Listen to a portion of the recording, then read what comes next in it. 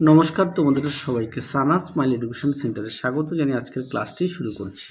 আজকে তোমাদের সঙ্গে আলোচনা করব তোমরা যারা পঞ্চম শ্রেণীর প্রথম পর্যায়ক্রমিক মূল্যায়ন পরীক্ষা দেবে তোমাদের জন্য প্রশ্ন বিচিত্র থেকে আজকে সমাধান করব পরিবেশ বিষয়ে মডেল নাম্বার 15। চলো দেরি না করে মূল বিষয়ে যাওয়া যাক। দেখো প্রশ্নগুলি, গঙ্গা নদীর উৎপত্তি কোথা থেকে হয়েছে? উত্তরটা লিখবে গঙ্গোত্রী হিমবাহ গোমুখ তুষার গুহা থেকে। তিনি দেখো একটি নিত্যবাহ নদীর নাম, উত্তরটা লিখবে গঙ্গা। তারপরে দেখো বাঁকুড়া জেলার মধ্য দিয়ে বয়ে গিয়েছে এমন একটি নদীর নাম লেখো, উত্তরটা লিখবে দামোদর। তারপরে কি আছে? 1-4 আছে অজয় নদ কোন জেলার মধ্যে দিয়ে বয়ে গিয়েছে? উত্তরটা দেখো পশ্চিম বর্ধমান, বীরভূম এবং পূর্ব বর্ধমান জেলার মধ্যে দিয়ে।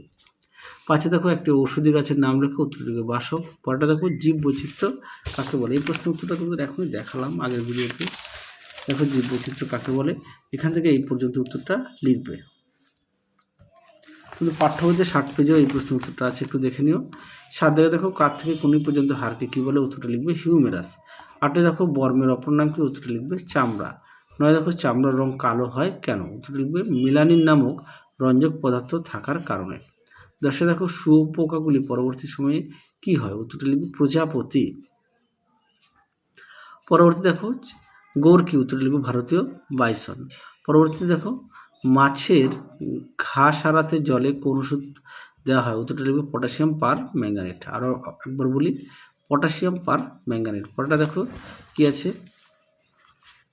পেশি জোরালো রাখতে কি কি খাবার খেতে হবে? উত্তরটা লিখবে মাছ, মাংস, ডিম, দুধ।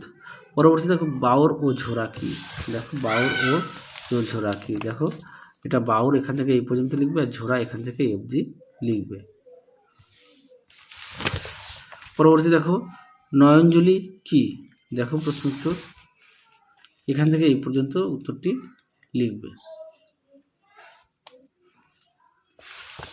পরবর্তী দেখো কি আছে? শূন্যস্থান পূরণ। গাছ সার থেকে নাইট্রোজেন, ফসফরাস এবং পটাশিয়াম উপাদান বেছে নেয়। আরও একবার বলি, নাইট্রোজেন, ফসফরাস আর পটাশিয়াম। দিয়ে দেখো কেঁচো মাটির সজীব জৈব উপাদান। 3 দেখো দোআঁশ মাটিতে বালি এবং কাদা প্রায় সমান সমান। পরবর্তী দেখো 3-1 দেখে প্রশ্নের উত্তরটা হবে অপশান খ স্টেথোস্কোপ। 3-2 দেখো প্রশ্নের উত্তরটা হবে অপশান গ।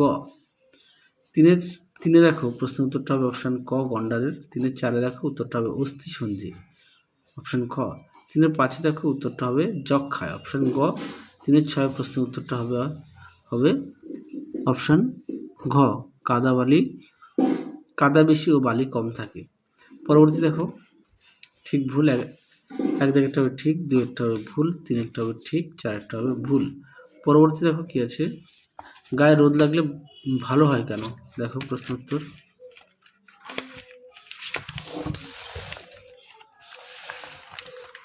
দেখো গায়ে রোদ লাগানো ভালো কেন? এখান থেকে এই পর্যন্ত উত্তরটা লিখবে। পরবর্তী প্রশ্ন দেখো নখের যত্ন না নিলে কি কি সমস্যা হতে পারে? দেখো প্রশ্ন উত্তর দেখে নাও, এখান থেকে এই পর্যন্ত লিখবে।